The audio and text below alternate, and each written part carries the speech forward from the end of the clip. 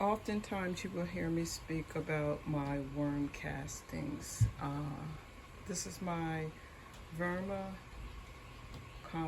bin. Uh, this is what I keep my red wigglers in throughout the season. I have holes that I've just actually taken a container and drilled holes on all four sides of the container. I ordered red wigglers, and it's been over a year now that I've actually had the red wigglers, and they have actually propagated. They have, I see new eggs and new worms, tiny worms, and the compost bin is doing very well. I usually feed my red wigglers once a week, sometimes every 2 weeks, depending on how quickly they're eating our kitchen scraps. I don't give them onions. I don't feed them the core of the or the skins of the orange peelings because of the acidity. It doesn't do well with the worms. But today, I've been feeding the worms in this container, and I'm ready to harvest some of the compost or the castings, as it's called, from the bin. I normally feed the worms in the full container. But for the last 2 months, I've been, and you see my fork here, it's just my indicator where I last fed my worms. And I normally feed my worms on this side for the 2 months, because today I'm going to harvest all of the castings from this side. And it may take a few hours for me to do that, because even though I've been feeding the worms on this side, our kitchen scraps, there may still be worms over here. But this month, I want to get all of the worm castings from this side, add cocoa coir. I usually use my seed starting mix and add cork, the cocoa coir as the bedding on this side. And then once I get the cocoa coir in, I'll start feeding the worms on this side, and I'll keep my fork over here once I place my lid back on. So in 2 more months, I'll come back, and whatever's left over on this side, the worms by then should have migrated to the new bedding that I put in today, and I'll harvest this. So this is my worm bin. I have the fan on right now just to keep, you will have other little insects, flies, that really help with the population of the bin. So once I do all of that, I usually place the lid back on it for that purpose. And this is where I keep my worms all year round. And some may ask, well, will it get too hot in your garage? I haven't had any problems in the past. I will tell you that during the summer months, when it is a little warmer, I will freeze, let's say, the rinds of the watermelon in a Ziploc bag. And when I feed my worms, I'll add that just to keep the area cool. I don't want them to overheat in the worm bin. But I haven't really had any problems. As you can see, there's little insects crawling, maybe a few ants, but nothing that's not maintainable.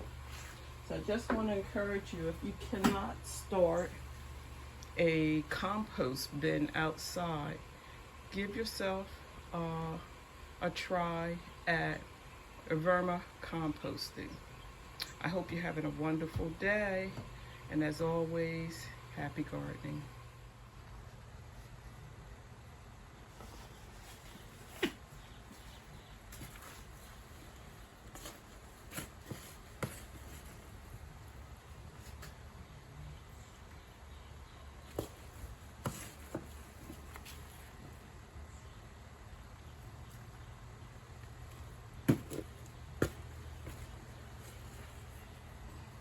I do see some worms, and I won't sacrifice the worms.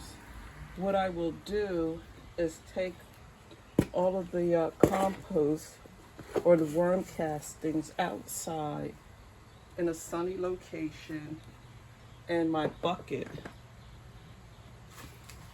that I'm actually putting the worm castings in.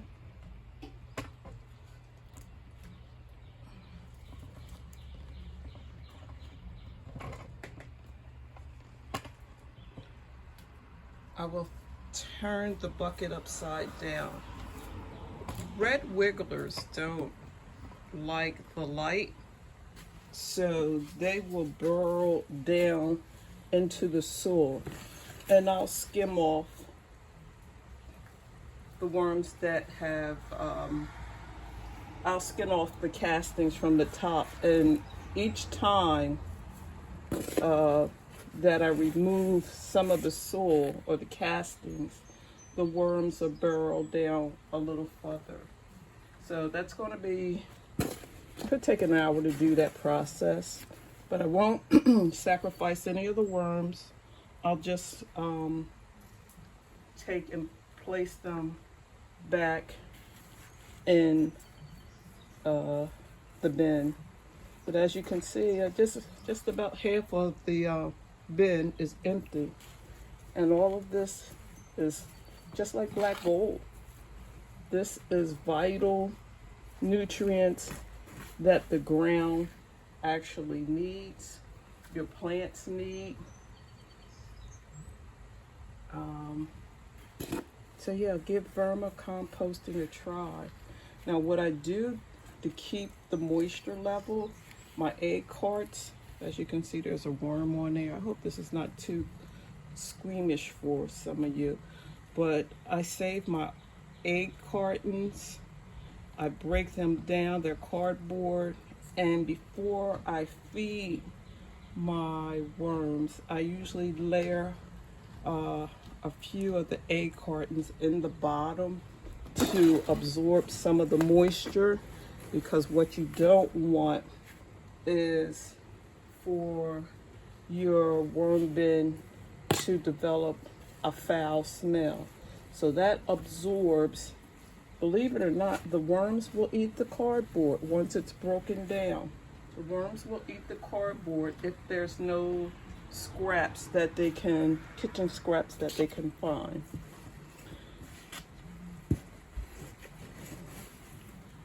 But you don't see too many. There's one right there, but they're baby worms. You don't see too many on this side because the food hasn't been on this side for 2 months. I've been feeding the worms over on this side. So the process of getting my worm castings or the worms from this side shouldn't be too difficult. But I did want to take, because it's been about a year, I did want to actually take out all of the castings from this side and add new bedding.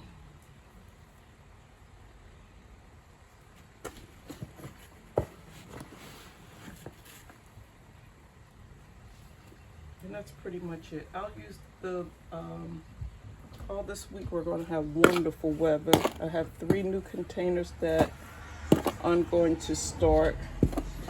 And trust me when I say the worm castings that I'm using or digging out of the bin today, it'll go far in my garden.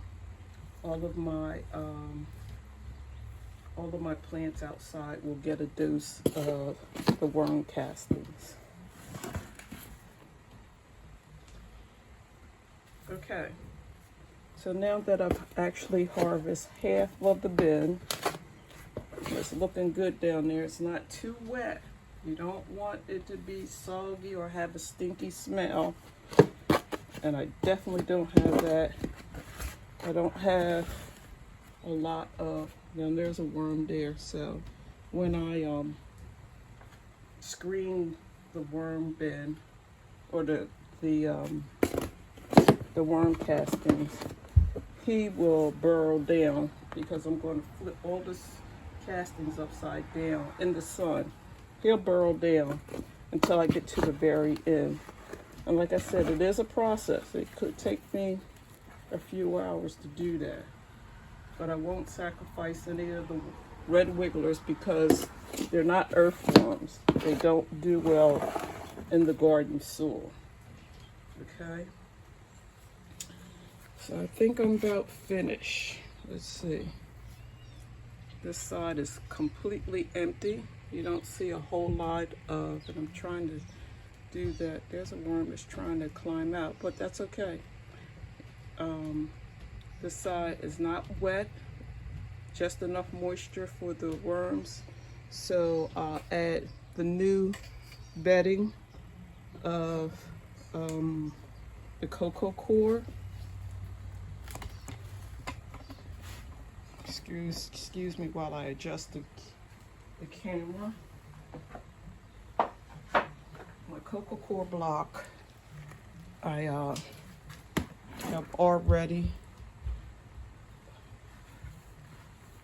added water to break it up. So now I'm just going to see if I can just dump it in here. This is just cocoa core. And now this is new bedding for them. So they're not used to the bedding, but it's needed.